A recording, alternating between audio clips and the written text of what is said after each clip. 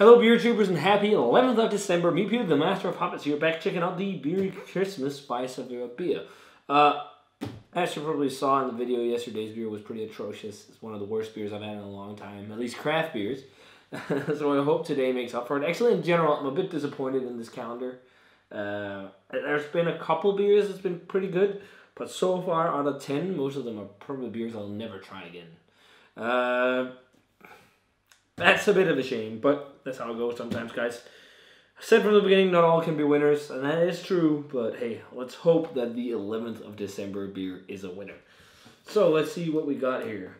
I mean, I was looking forward to at some point find an Imperial Stout there in here, but when the Imperial Porter was that weak in the game, I really hope this is going to be better. I'm actually going to find a different glass for this one, because I can already say we're going back to traditional stuff, but this is going to be nice. This is, because I saw the cap there, this says it's good with plat as well, 8 to 10 degrees. We got some Belgian beer, Belgian classic, guys.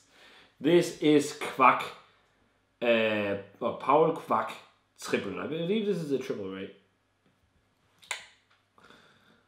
So we got a special beer. This is a classic, and I think this will be much nicer than what we had yesterday. I haven't had this beer in ages. I can't remember, and I want to change glass. We need a proper Belgian beer glass for a beer like this. Let's see here. It's 8.4%. It says Kwak, an uncomparable Belgian top brand beer with a unique taste. Kwak beer is best served at 5 to 6 degrees in its traditional glass, which is that weird kind of glass. And it says here as well, brewed for Sevilla and Beer Hawk. So 2 other companies.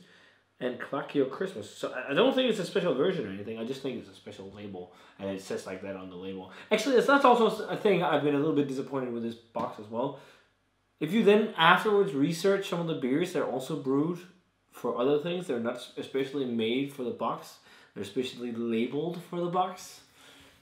I get they work with a lot of breweries and they try to make it special. And it's really cool. But so far the quality has not been the highest. But I think this will be with this one. It's a traditional beer I haven't had in ages. I actually never reviewed this one. So, hey, let's go ahead and review Kwak. Okay, guys, so we're back. We got Kwak, Pauwel Kwak poured in my Westmalle glass that I haven't used in a review for ages. Nice golden amber color in the glass. Not much head. It faded quickly, but it often does with most of Belgian beers. And this chalice, I can't really swirl it around to regenerate it. But what's there is kind of a beige, off-whitish head. Now, I'm not entirely sure who actually brews Kwak. I actually think, is it something with Brouwerij? I believe it's one of the Belgian breweries that were purchased by AB-InBev. InBev, I think, before Anheuser-Busch came along as well, along with stuff like Stella Artois and another of them. One of the more famous, like, family historic Belgian beers, but it must say here somewhere, Brewery Bosteels, yeah, and I'm pretty sure Bosteels is owned by AB-InBev, which would explain why it is in the box, but all that aside, I haven't had this in years. I can't even remember when they were bought up, to be honest, but I still remember it as being a good beer, but it's years, literally years. I think it's at least maybe 4 years ago I had this beer last or something like that at a bar, like just on tap. It's not a beer I've tried since. It's funny, like Belgian beer was some of the beer I got really into back in the day for a bit, and then I kind of grew off of them, and we grew apart, and I got more into just more of the modern stuff being put out by a lot of craft breweries, like especially the American stuff. But yeah, it doesn't say much else here. And actually, I'm not sure if it's a triple. I think it says here Belgian special beer, and also says Belgian strong beer. So it's probably like Belgian strong ale, Belgian strong, I won't say golden, dark ale. But hey, it'll be fun to try. I haven't had it in ages, so let's check out Kwak or Pauwel Kwak. Oh, that just screams early beer memories. Wow. That is just taking me back at first. I was a bit pissed after the last review. And then I start thinking about this pouring. Isn't this brewery owned by AB-InBev? You start thinking, oh shit, is it going to be watered down and shitty compared to how it was? But the aroma is certainly not like that, which is quite nice because really the beer before this was not good. This is nice. This is classic Belgian kind of strong, dark ale, golden ale type thing. Not so much golden, it's more of the darker stuff. I'm getting loads of stewed red apple, some figs, some kind of like almost like a champagne-y, apple-y note in there. Like a stone fruit or something. Citrus, coriander. It's probably from the yeast. Or they add, because a lot of these breweries add coriander to their beers actually. That smells so uniquely Belgian. Candied sugar. Fuck, I haven't smelled a beer like this in ages. It's the style as well. Like I've reviewed the least on my channel. I think like Belgian style beers. But this smells quite nice still. Let's see if it's still tasting great. I haven't had this in years. Cheers, guys.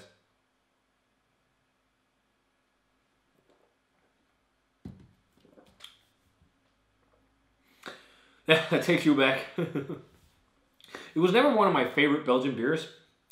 It's quite nice. It's nice still. It's certainly, well, it might even seem even better now because the one I had before this, like in the yesterday, was just not that great. But one thing I mentioned, at 8.4% alcohol, you're not really tasting it. You're getting nice spicy phenolics from the yeast along with nice esters. It's got some nice like the esters, the fruitiness is like red fruits, stewed fruits. I'm thinking that red apple thing as well.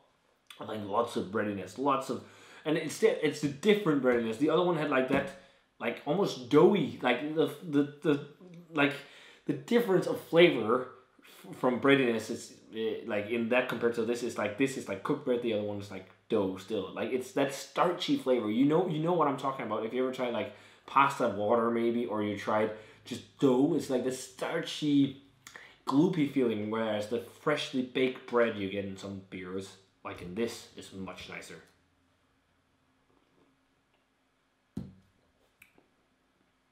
Yeah, peppercorns, maybe even some red pepper there, caramel, toffee notes. But yeah, pretty classic kind of like Belgian strong dark ale. It's not my favorite of the Belgian strong dark ales. I don't think, as I said, it ever was, but I still think it's nice enough beer.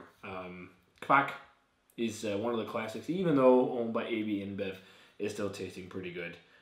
It's not like Carlsberg that took over the Glenbagen series, and it's just shit now. When I had the beers, that was one of the Belgian beers I had a relationship with for some reason.